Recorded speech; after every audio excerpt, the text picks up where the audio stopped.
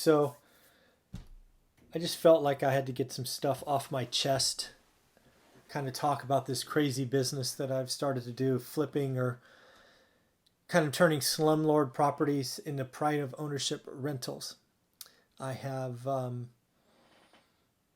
a lot of, it's been a lot of fun, right? We've done about 40 projects to date and thoroughly enjoy doing them, but it's hard work. And I thought I'd just give you a taste of that. None of this is meant to be a complaint. I just didn't want you to think, hey, that guy makes it look easy. So what I thought I would do is just run through a couple of things that have happened to me in just the last 48 hours, right? Just to give you a flavor for what can happen in this business. And you just got to roll with it and, keep moving forward because you have a bigger goal, you have a bigger dream, you want to do more stuff. So first and foremost, obviously a key element when you're running multiple jobs is to have several contractors or teams working. This week, I have three and a half teams working on different projects. A couple of them that I've used for more than half a dozen projects, so we've kind of worked out the kinks. But as always, right, you're looking to expand, you're trying new teams, and it is very frustrating. So first off, you get these things called change orders, basically things that maybe either were missed or out of scope, right? When you are, taking on one of these slumlord properties, it's really hard sometimes to see what's going on until you kind of remove the drywall and remove the kitchen and really see what's going on in the bathroom. So change orders are certainly part of the business and you expect them. But they are nonetheless very, very frustrating. Hey, Michael, how are you? I'm just getting stuff off my chest on this live session because what we do is hard work and people need to know that. Shout out to Michael Butler, one of the big wholesalers in Fresno, just sent me a nice little text or message or whatever you call these things. So again, managing general contractors is hard. It's tough to do, especially breaking in new ones, right? Those change orders when you're tearing stuff apart are frustrating and frankly never cheap, right? They're always 4 figures or more. Then you have the ones that really, really make me mad is when things are missed. For example, I just had a change order come in after we did our walkthrough inspections on a property that was done. And the water heater wasn't strapped. And there was a loose, something or that. Thanks, Michael. And, it's just some silly things. And the contractor had the gall to give me a bill or a bid to do those things, of which I lost it. I really, really lost it and basically told them that, no, either A, that should have been done because it was in scope or should have been, or it shouldn't have been missed. So go back and do your work or we're never going to do anything again kind of thing. So we kind of worked through that, but nonetheless, a frustration that I wish I would never have. Then you have the quality items, the quality issues. Sometimes once you get tenants moved in, you really start to see what's going on. And funny enough, this actually happened in our office, right? The hub. Apparently, the contractor that came in and did the kitchen, right? Kind of put in the cabinets, uppers and lowers, didn't do a great job of the plumbing. I've since not used them again, but there were just some things that I've got to pay twice and had to cut out a wall and have to repaint and just more money down the drain, which is unfortunate. Then the one that I got 2 hours ago, maybe 3 hours ago now. So I was just about to complete a flip in Fresno and had tenants lined up to go in on Monday. Unfortunately, the house was broken into and they stole the door and then they stole the cabinets off the wall. That takes tools, coordination, and balls to freaking steal somebody's cabinets off the wall. And I had an alarm, so don't think we didn't have an alarm. They took the alarm.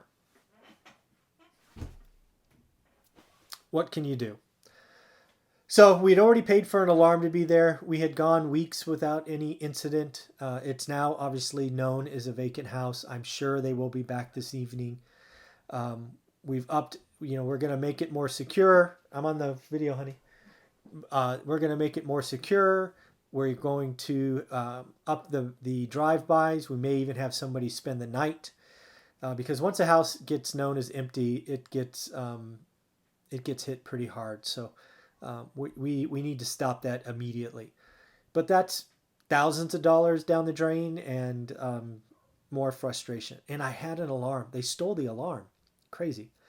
Another one is I've had a property that had tenants in it for a while, right? I did the right thing. I gave them 90 days instead of 60.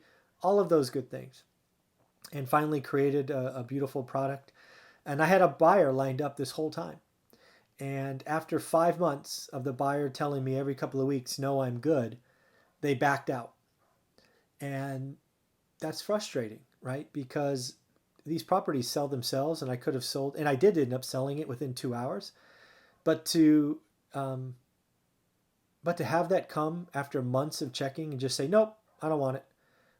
No hard feelings. It happens. I'm not upset with the person, but you could have told me months ago, and I could have had it resold. And again, we had it sold in 2 hours, so it wasn't really that big a deal. But to that extra frustration on top of everything else I had going on today, that was not pleasant experience. Then you get the obligatory, hey, give us a deal, take care of us conversations all the time, which is interesting.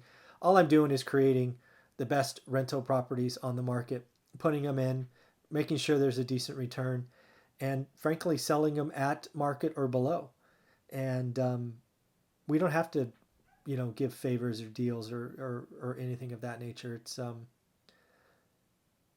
It's unfortunate that sometimes that happens, but that's okay. And then my favorite, the city.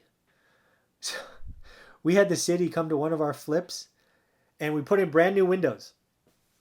And unfortunately, and again, we did like for like. So if they open this way, we put in windows that open that way. If they open this way, we did that. Unfortunately, the windows that we replaced were replaced before we knew it. Because again, we took it over, no disclosures or anything. And apparently there was a big slider in the front that went this way.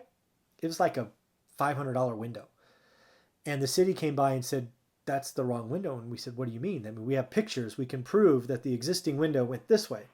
And, the city basically said, we're not going to pass your inspections unless you put in a window that goes this way. So not only did we waste money, but we lost time. We had to do some touch-up work on paint. And again, it's just a window. I'm not sure what we could have done there because we did like for like exchanges. We did it right. We had inspections, we had permits, all of that stuff. So in the end, just thousands of dollars wasted. And this was a rough 48 hours.